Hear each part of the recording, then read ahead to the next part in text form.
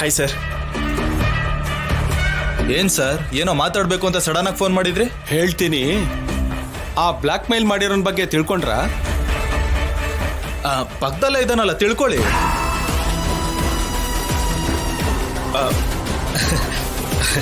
ಅದೇನು ಇಲ್ಲ ಸರ್. ನೀವು ಬ್ಲ್ಯಾಕ್ ಮೇಲ್ ವಿಷಯನೂ ಹೇಳಿದ್ರಿ, ನಂಬರು ಕೊಟ್ರಿ. ಆದ್ರೆ ಅವನಿಗೆ ದುಡ್ಡು ಕೊಟ್ಟಿರೋ ವಿಷಯ ಹೇಳಲೇ ಇಲ್ಲ. ಏನಕ್ಕೆ? ಹಾಗಾದ್ರೆ ಅವ್ನು ಸಿಕ್ಕದ್ನ? ಅವನ್ ಯಾವತ್ತೂ ಸಿಗಲ್ಲ ಸರ್.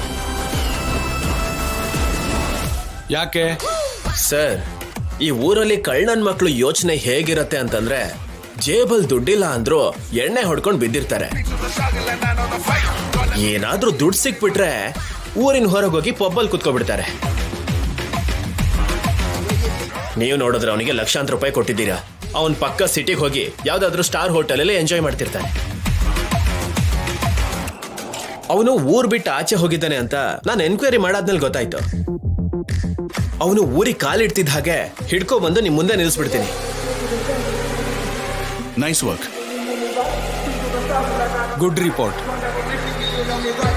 ಓಹೋ, ನಿನ್ ಮೇಲೆ ನನ್ಗೀಗ ನಂಬಿಕೆ ಬಂತು.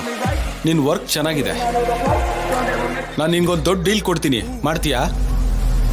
ಏನಾ ಡೀಲ್? ಕಿಡ್ನ್ಯಾಪ್.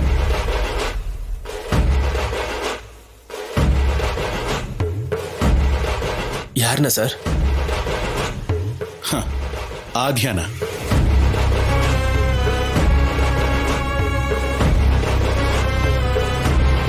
ಆದ್ಯ ಅಂದ್ರೆ ಆ ರಾಜಾರಾಮ್ ಮನೇಲಿರೋ ಅಮೆರಿಕ ಹುಡುಗಿನ?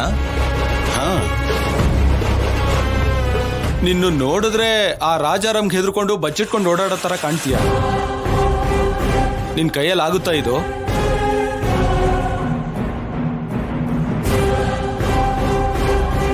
ಬೇರೆ ಟೈಮ್ ಆಗಿದ್ರೆ ಕಷ್ಟ ಆಗ್ತಿತ್ತು, ಆದ್ರೆ ಇವಾಗ ಸ್ವಲ್ಪ ಸುಲಭನೇ ಸರ್. ಹೇಗೆ?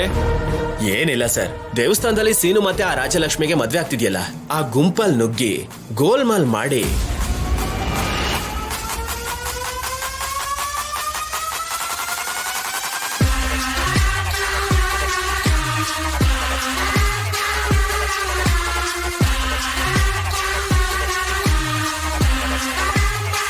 ಪ್ಲಾನ್ ಏನೋ ಚೆನ್ನಾಗಿದೆ, ಆದ್ರೆ ಮದ್ವೆ ರಾಜಲಕ್ಷ್ಮಿಗೂ ಶೌರ್ಯ ಆಗು ಅಲ್ವಾ? ಆ ಸಂಬಂಧ ಎಲ್ಲ ಮುರಿದ್ಬಿತ್ತು ರೀ.